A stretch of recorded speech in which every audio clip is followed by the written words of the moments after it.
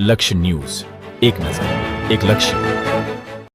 ધારીના દલખાણિયામાં આદિવાસી દિવસની ઉજવણી કરવામાં આવી. તેમાં દીપ પ્રાગટ્ય, મહેમાનનું સન્માન, પધારેલા મહેમાનો ભરતભાઈ અંટાળા, મૃગેશભાઈ કોટડિયા, નિર્મલાબેન લુણગાતર અને આદિવાસી સમાજ હાજર રહ્યા હતા. બિરસા મુંડા 15 નવેમ્બર 1875, 9 જૂન 1900 એ ભારતીય આદિવાસી સ્વતંત્ર સેનાના ધાર્મિક નેતા અને લોકનાયક હતા, જે મુંડા આદિવાસી સમુદાયના હતા.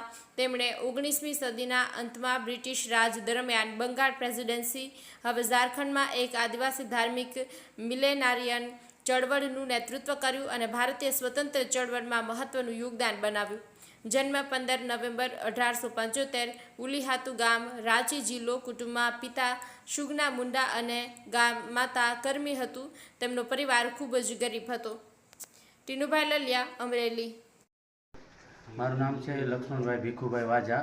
મારું ગામ દલખાણિયા છે અને અમે દર 9મી ઓગસ્ટે વિશ્વ આદિવાસી દિવસ બધાએ ભેગા મળીને ઉજવીએ છીએ અને અમારા દલખાણિયા ગામમાં અમારા 25થી 30 ઘરો છે અને અમે બધાએ હળી મળીને વિશ્વ આદિવાસી દિવસની ઉજવણી કરીએ છીએ અને તે બદલ અમને ગામ લોકો બધાએ સપોર્ટ આપે છે, સહકાર આપે છે. આમાં સરપંચશ્રી આવે છે, નેતાઓ આવે છે, ધારાસભ્યો આવે છે, તલાટી કમ મંત્રી બધાઓ આવે છે અને અમને ખૂબ સારો સહયોગ આપે છે અને સપોર્ટ આપે છે. તો આ ગામમાં તમારી આદિવાસી વસ્તી કેટલી છે? અમારી ગામમાં આદિવાસીની વસ્તી છે લગભગ 150 થી 200 જણા છીએ.